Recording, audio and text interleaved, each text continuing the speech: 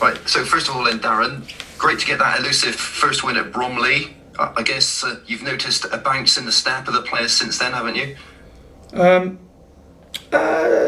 Yeah, of course, winning always brings a positivity and things like that. So that's always nice. And what it brings is a kind of a reassurance that you are doing the right things or are doing the right things. I think this group has a unique spirit anyway. So even if there is a 24, 48 hour hangover to a defeat, they normally recover very well because there's some strong experienced characters in that dressing room. And yeah, that's that. But it obviously it was a good win. It was a very good performance, and it was nice to get that horrible kind of pressure that was evolving off your back. Absolutely, yeah. And I guess now with that feel, I suppose, and even just getting off the bottom of the table, that's the main thing, isn't it? Just it's a step towards where you want to be. Yeah, I think I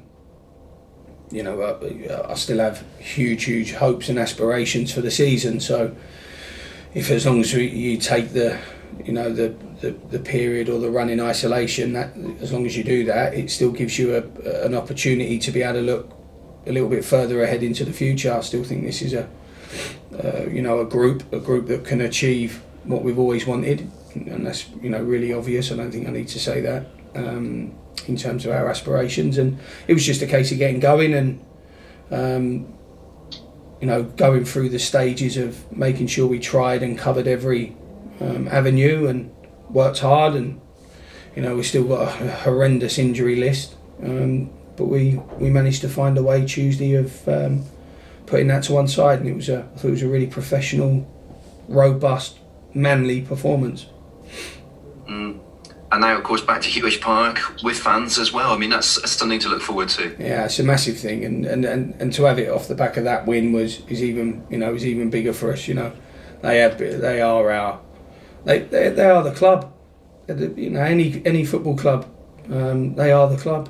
They are Yeovil's not Yeovil without our supporters. And it was weird. In fact, yesterday when I picked my son up from school in Western Zoyland, I met a supporter that I've probably seen 100 times, but been daydreaming.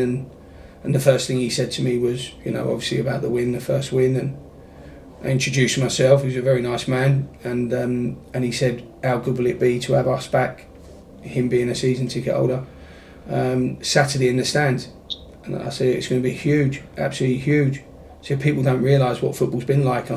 They've had to watch it behind a laptop or a TV screen, and it's not the same. You don't get the same feel for the effort and the intensity of the players or the emotion of the players or the manager. And it will be a massive addition, an advantage for us to have our supporters back.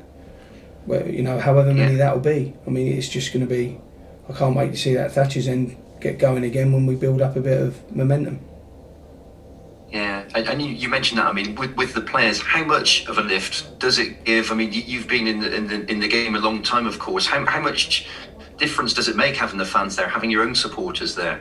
Well, look, I mean, we can relate it to a bad set of results, can't we? That it's been a big thing, but it just isn't football. It just isn't football. I can't tell you the energy I get from having them, even if there's criticism. The energy that bounces off of our supporters is enormous, huge, and I like the interaction. I'm not one of these managers that kind of stands there with his arms folded and sort of stares deeply into the night. I'm someone that kind of interacts, and I'm a sociable type. And even little things like that, it's just a nice, reprieve. It's just a nice bounce and feel to the game when there's supporters in there. So I can't wait to have them back. I really can't. And like I said, some of my favourite moments as Yeovil manager have been celebrating wins in that Thatcher's End. So I hope to be celebrating another one Saturday with them. Yeah. And what sort of a game are you expecting from Notts County? Well, they're obviously the one of the more established clubs in the division. with a proven manager, massive infrastructure, established football club. So it'll be a really tough game. They're all tough. Bromley was a tough game. They don't have the infrastructure that Notts County have, or the history, shall I say, that Notts County have behind them. But they're all really tough. He's got some very good players. He's got one of my ex-apprentices is there, a couple of players that I've worked with in the past, and it'll be a tough game. And Neil's a good coach, and they're all tough. If Weymouth was coming, it'd be as tough, and if Maidenhead or Boreham Wood or any of the any other team, Sutton United, they're all really tough in this division. It's every win is so hard earned and hard fought. And I mean, we've spoken before about there are some big teams in this division. Would you say arguably Notts County the biggest of the lot? Well, in history they are, of course they are. And the fans. Average attendances and things like that, big average attendance, and the resource that they have, and the input of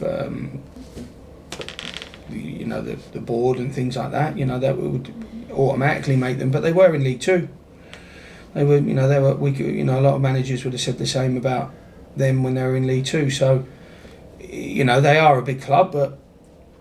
When 11 men go down the tunnel against another 11 men, it's all about the war and the battle and and trying to gain territory and being very determined and playing for your club and playing for the shirt and the badge and showing some passion. So, we all think it matters, but getting a group of men that really want to dig deep for their club and for their manager and the coaching staff is priceless, and that's something that no money can buy, is the unity and spirit that we've got in our dressing room.